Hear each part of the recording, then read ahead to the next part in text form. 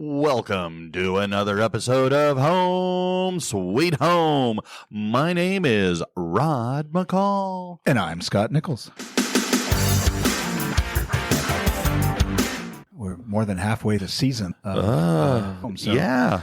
Who would have thought? Where are we taking it today? Well, so I've been giving some thought to what makes relationships work, especially those that last a long time. And I thought, well, holy cow, who better to address that than you? So Wow. I thought I would bounce some things off of you and see kind of how you relate to this. Okay. Because here's the thing. Relationships are tough. Relationships are work. And the idea that you can just, make it through 30, 40, 50, 60 years of life together with your significant other without any conflict, without any problems, without any issues, well, that's fantasy. Okay. And so I've been doing a variety of things and exploration. And so I thought I got a list. Well, I don't know, maybe not a list, but I got some ideas. And I thought that given that you and Eileen have over 30 years of relationship together, I paired this off of my parents who were over 60 years of marriage. And so I'm going to throw them at you, and you tell me what you think based on your experience. Will that work? That sounds great. All right. So one of the things that I think, and again, some of this is based on my experience with a failed marriage, don't ignore the small thing. When something is something that's bothering you, and if it's a small little thing, just address it, like how you load the dishwasher. You know what I'm saying? Because if you let something, you just whatever, and you ignore it, and that little annoyance can grow and manifest into something large and horrific and monstrous, and now you've gone from a small little molehill to a massive rocky mountain. I think that we have a kind of a don't want. Okay.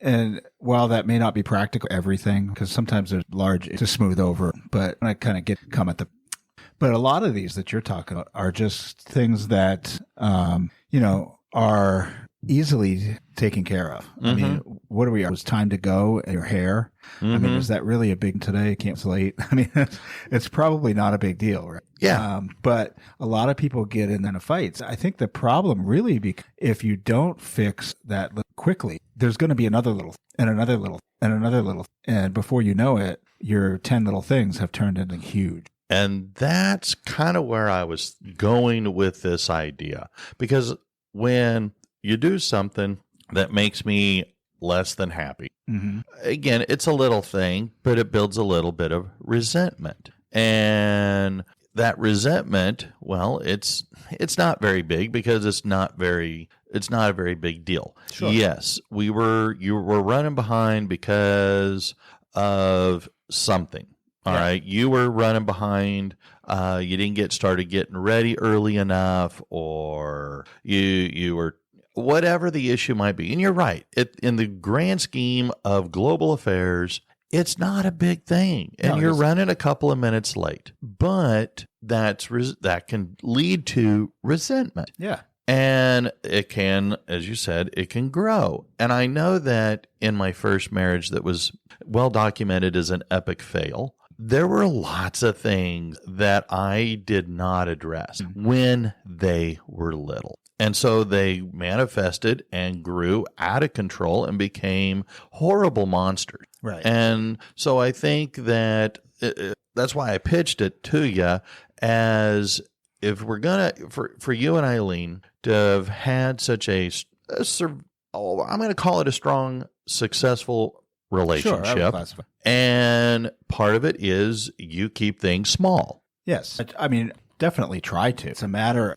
I see this a lot of the small things, and of course, we got married, everything. So as you get a lot easier, and your perspective. But what I did learn over time is a lot of the small things that I would be frustrated with have more to do with me than with her. Okay, it's more of me and my frustration. If she's not doing that, look good, feel good, those kind of things. There's nothing wrong with that. So it's a matter of, why am I frustrated with it? Oh, don't I want her to look good? Don't I want her to feel good? And so I shouldn't be. I mean, we can have a conversation, but that's irrelevant at the moment. And, that's it for a future thing. But for me to go on the attack or to get visibly frustrated or worse solves nothing. And it doesn't move the military forward. It puts it all or worse. And so the matter of really looking at those smaller me, why do I feel that way? And what can I fix me so that I don't, it's really not a big deal to be. Well, true. We're not talking about a job interview, or something like that. You're right. And dinner with friends, things happen. Traffic is an issue. So, no, I'm with you. I am a firm believer. I was raised this way, that to be early is to be on time is to be late, and to be late is unforgivable. And for me, it's a big pet peeve. Sure. But at the same time, you have to put things into context of, what are you doing? Where are you going? At the end of the day, is it that big a deal? Which then brings me to another idea that I had, and that is, do you guys keep score when you're having a fight or a disagreement? We may not even call it a fight. We'll just call it a disagreement or an argument. Do you keep score? I would have no idea from my perspective. I don't think of my And that's what I was thinking of. That how many times when you are in a relationship with somebody, you have an argument, and that argument kind of becomes a tit for tat, a retaliatory response, and you have moved far away from what you're talking about, and now we're into, well, I'm going to one-up you because I have to win this argument. Sure. And now it becomes more on winning the argument than actually addressing the issue or resolving the problem that started the whole conversation that manifested and grew into a massive argument or fight. And so, because I can say that when I was married to Eric's mother, especially those last several years, a lot of our fights, and they were fights, would come down to, in my mind, looking back, I don't know that it was a conscious thing at the time, but looking back, I go, yeah, I was keeping score. I got tired of her always coming across, or my impression was she was always winning. Right. And I'm going, no, I'm going to win some of these, dang it. I'm going to get the last word, and I don't care what it takes. Well, when that becomes the mindset, I had forgotten everything about what I was trying to do. Sure. Which was address a small issue that I had not addressed when it was small. It had become a medium to large size problem. And anyway, I look back and I'm going, if you're going to have an argument, it's about resolution, not who wins. Yeah. And I like the way you said, if the relationship wins, what else matters? Right. And so I like that. So I'm going to try and remember that so I can use that again, because I think that is a key thing to remember. Sure. I mean, I take the vows, and we took but I take those about us. Mm-hmm. Well, now, I'm not saying individuals. Mm-hmm. But we are a team, so our individuality is erased, and therein lies. However, we need to respect that, still work together. Sometimes that requires some change, and sometimes it's expect it's a see. And that, I think, is something that happens a lot. Mm-hmm. And that is, and tell me, I mean, you've got 3 kids. If it didn't happen with you, you can refer back to your kids. But how many times in a relationship, and this is another issue I was thinking of, how many times in that relationship you invest 100% into the relationship and you lose yourself. You stop being Scott Nichols and you become the male partner to Eileen, and it is now the Scott and Eileen show, not two actors working in concert. I don't know if I'm saying that right. Because I can say that when I was first dating Eric's mom, Okay. I was heavy into her. Mm-hmm. And I felt like I had done this. The things that made me Rod, playing softball with the guys on a co-ed team, that fell away because, well, she was going, she didn't like me playing softball. And I go, well, play with us. Well, I ain't going to play. Well, okay. Well, then she got upset, and I felt like I was a competition. And I'm going, okay, well, I'll give up the softball. And then I had some friends growing up, lifelong friends that we were we go all the way back to elementary and middle school. Wow. And she was going, well, you need to have an adult grown-up relationship. That's your child. Okay. And so I kind of pushed them off to the back burner. And I felt like, if she wasn't front, so I was doing everything to put her front and center, and I was losing who I was. And I felt led to some resentment because it's kind of like, well, I like doing these. I like, hanging out with friends. And I just wonder how many times do you actually lose your individual identity to become part of something else? I think, early on, we probably did. I think volleyball, I spent my time more, liked most of them, and I got to do what I wanted to do, and she was mostly home. So I think she kind of lost out on, as time went on, we tried to do things together, and some of those things are things. So, I don't know the best way to go about that. You want to give that space to try to take part. The thing that go to the, if you don't want to play the softball, show up at the game and root them on. And yes. And, just be a part of it to affirm it.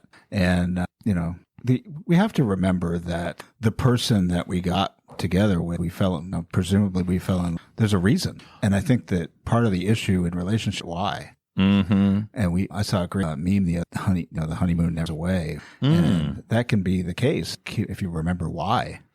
Yeah. Right. And I often remember back to, I met some of the things that we did occasionally, so those are things that, I think that makes her feel good. Realize. I will say that with Sherry now, she is fine with me pursuing the things that I enjoy. For example, our doing the podcast. She has no desire to be a guest on the podcast, to participate in front of it. She listens to basically every episode.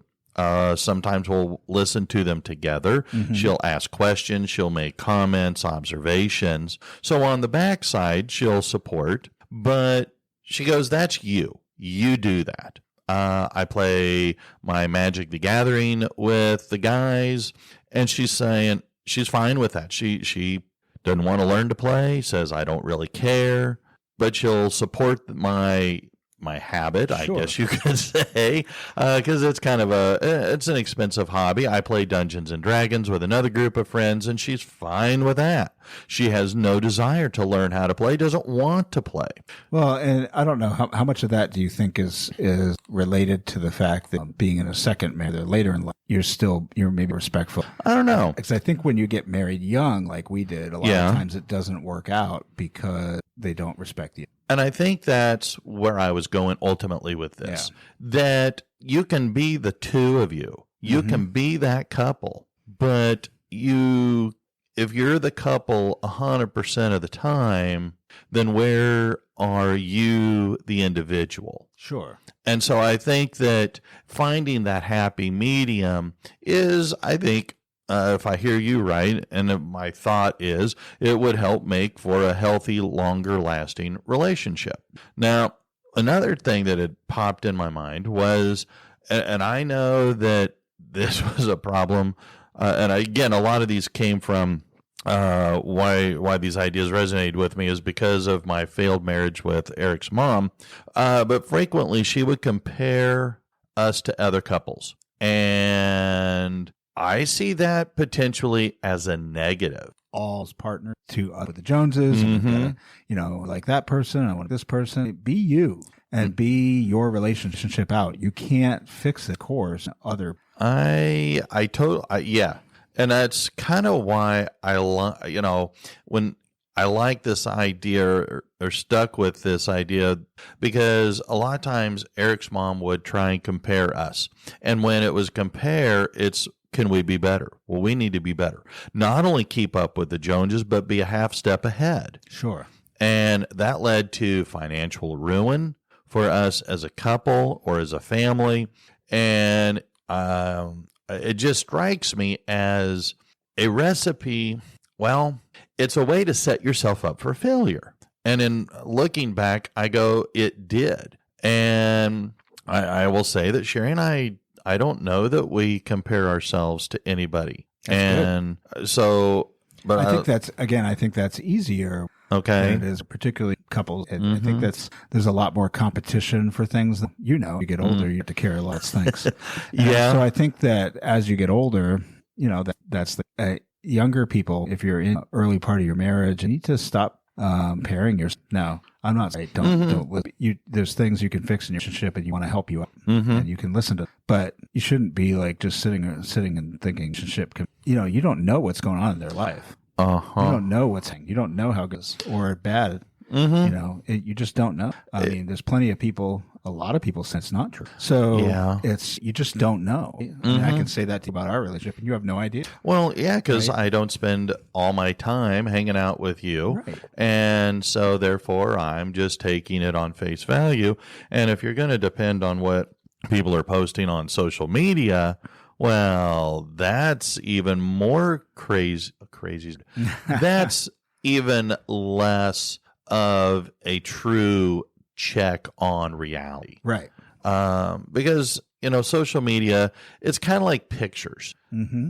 People are going to smile and indicate that they're having a good time in the pictures. And they're going to potentially fake it. And if you're going to base everything on a commercial or a social media post and go, well, they're happy, why can't we be happy like them? Well, if we had what they had, we'd be happy. Right. That's no different than magazines, movies, television. I mean, all throughout the years, we've seen these things portrayal absolute success and happiness in all these mediums, which is hardly ever the case. I mean, just look at rich people, Hollywood. Yeah. Right. I mean, they're constantly getting paid, having trouble with kids. Don't tell me that that's a happy life. They can have all the money and success. It doesn't really matter. You people you'll be happy. And you don't have to worry about do you. And I learned that the hard way. Because like I said, Eric's mom liked to compare us to other people. Yeah. And I think back and I'm going, that probably created more problems than it solved. I mean, there's a few things that definitely cause some problems, probably the thing that I can think of. Yeah. I would put, because comparison leads. Yeah. I mean, I can see automatically comparing it. Most people aren't comparing and saying, well, most people are comparing at what they have. Well, that's leading to, as soon as you start being, just stay away from, and money could be connected to that, can cause some of that. Stay away from that. Well, something else that I noticed my parents did, and this is something I try to be way more conscious of with Sherry, and that is showing affection. Yes. My mom and dad, they held hands. Whenever they were out in public, they would hold hands. Whenever they would say hello to each other, at the end of the day, say goodbye. Whenever Dad would go off to work or whatever, come home from work or for lunch, he would always say hello and give my mom a kiss. And, in the pickup truck Dad had, it was a bench seat. And so you would always see Dad and then Mom, and she would be sitting right next to him. And sometimes it'd be us kids sitting next to the door. Sure. But even after us kids were gone, it would still be Dad driving, Mom in the middle. Yeah. And I think to my relationship with Eric's mom, there wasn't a lot of that. Yeah. She didn't like public displays of affection. And I mean, I don't know how holding hands could be seen that, but I don't know. How about you and Eileen? Some people feel that way.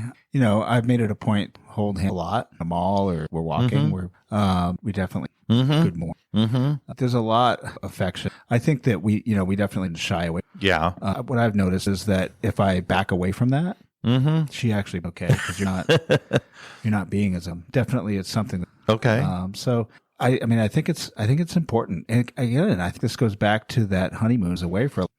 And reiterate it, keep at it. It's work, but it's not. You know what I mean? It's like it's something that you have to do, but it's enjoyable. So it should be sort of like when they say find something you love to do in your life. Yeah. So I found the seemingly at it, but you have to remember they have feelings. And because I think sometimes I don't know, maybe it's just me, but a misconception is it has to be hot and heavy sex. And I'm going, to me, that's a tiny little piece of it. Yeah. I mean, when I'm saying, like you and I were saying, affection is holding hands out in public. Yeah. And, just the little things. And because it communicates that physical touch is, I think, super important. And I think the sex life gets better if you have all the rest of stuff going. Okay. And I don't think that the sex life is for most women a deal. Okay. You know what I mean? Yeah. There's an emotional side. It's different but you want to express that. And I think that's a key part to helping make that relationship last for a much longer time than a couple of weeks, couple of months. I mean, the bottom line is, are you win, right? I mean, are you win? Is your relationship for both of you? No, and I like that you say that, and I like that. I don't know that, but anyway, the last thing I want to talk about, and this ties into something else that we talked about earlier about ignoring small issues, is don't be afraid to have that difficult conversation. Talk about the thing that is causing a few issues. Yes. So don't shy away. Yes, definitely. You don't want to back away from the hard thing. Right. You have to take them head on. And if you're doing all the other things we've talked about, taking that head on isn't going to be as hard. And you're going to end up coming back to, we can resolve this. We can have our relationship when we can. Well, it helps. I don't think the hard things are actually that hard. Yes, because they are if you ignore them. Okay, that's exactly where I was going to go. Like if you ignore your taxes and you don't file them, eventually it's going to come back and bite you. True. And so if you ignore the hard things in your relationship, it will come back and bite you. Well, as we've said many times before, you don't get into a relationship for it to end. You get into it with the idea that, hey, this very well could be the last one I am ever in. Have that last first kiss kind of thing. And I will say that it is a challenge. It is work to have a healthy relationship, but it is so much more rewarding. So anyway, all right. Well, I appreciate it. I thank you for your insight. And may 30 years become 60 years. Yeah, we're working on, what is it, 30, we're in 33 right now. So. Okay. Well, Sherry and I celebrated number 9, and we're thinking about doing something big for number 10 next year. So that's awesome. So, that's yeah. Awesome. I mean, can you get bigger than Hawaii or Alaska? I don't know. I mean, well, I'll try. Give it a try, but this time go by yourselves. Hint, yes, Sherry. Yes. All right. Fair enough. All right. Well, until next time, I'm Rod. I'm Scott. See ya. Bye-bye.